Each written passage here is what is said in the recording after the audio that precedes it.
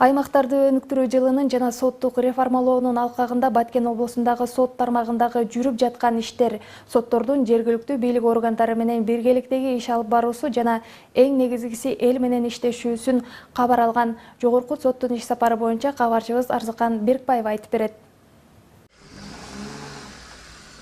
Кыргыз Республикасынын Жогорку сотунун төрайымы Гүлбара Калиеванын Баткен областындагы иш сапары Кадамжай районунан башталды. Иш сапарынын негизги багыты аймактардагы иштеген сот кызматкерлеринин иштөө шарты, имараттарынын абалы менен таанышуу, жергиликтүү бийлик органдары, жергиликтүү эл менен сот тармагынын өз ара иш алып баруусу менен таанышуу болду. Биздин соттор, судьялар кандай иштеп атышат, жергиликтүү органдар менен кандай маселелерди чечип атышат, сот система, судьялар кандай жардам бере алат жергиликтүү органдарга.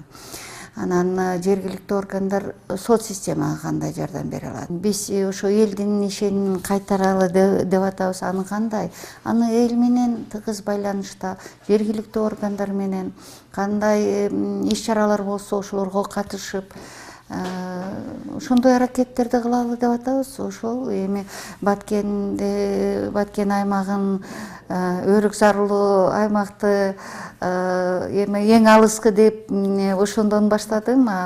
Баардык аймактарды дагы кыдырабыз, дагы талкуулайбыз. Ошол айтып атпаймынбы, кайсы эмне жардам керек сот системадан, биз ошону көрсөткөндөй болобуз. Кадамжай районунун сотунун кызматкерлеринин жумушчу кааналарынын жетишсиздигинен улам кошумча имараттарды курууга муктаж болуп келишкен. Кыргыз Республикасынын Жогорку сотуна караштуу сот департаменти тарабынан курулуш иштери көзөмөлдөнүүдө. Тендер 2018 жылы декабрь айында өткөрүлүп, сметалык баасы 14 миллион 680 сомду түзгөн. Ал эми азыркы учурда 2 кабаты бүткөрүлүп, ушул жылдын сентябрь айында бүтүү алында турат. Кадамжай райондук сотунун кызматкерлеринин саны азыркы күндө 40-ка жетип калды. Ошол себептен биздин эски союз мезгилинде курулган имаратыбыз азыркы заманбап талапка жооп бербейт. Ошого карабастан 2017 жылдын орто ченинен баштап бул эски имаратты дагы биз бир топ ремонттон өткөрдүк. Азыркы күндө өзүңүздөр көрүп тургандай ушул акыбалда. Бирок ошого карабастан дагы эле кабинеттер жетишсиз, сот отурумун өткөрүүчү залдар да жетишсиз болгон бир эле чоң залыбыз бар. Ошол себептен сот департаментине жогорку сотко бир канча жолу кайрылып, ошолдо эле алар өз убагында бизге жардам берди деп ойлойбуз. Адам өзүнүн укуктарын билбесе, ошондо жана кыямат жолдон башталат. Гүлбара Үтүровна сот кызматкерлери менен жолукканда өз сөзүндө белгилегендей, жергиликтүү судьялар кандай иштеп жаткандыгы өзгөчө маанилүү. Ошондуктан жөнөкөй эл менен болгон мамилелери, аксакалдар соту, эл менен кандай иштеш керек экендиги туурасында өз ойлорун бөлүшүп өттү. Мэр кайсы жерде эл менен чогулса, ошол жака барып төрага болобу, судьялар болобу, туруп беришет. Элдердин эмне суроолору бар?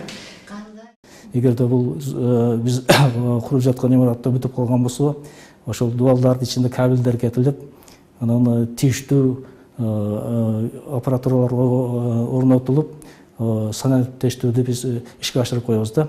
Ошонун тегерегинде да биз иштеп жатабыз.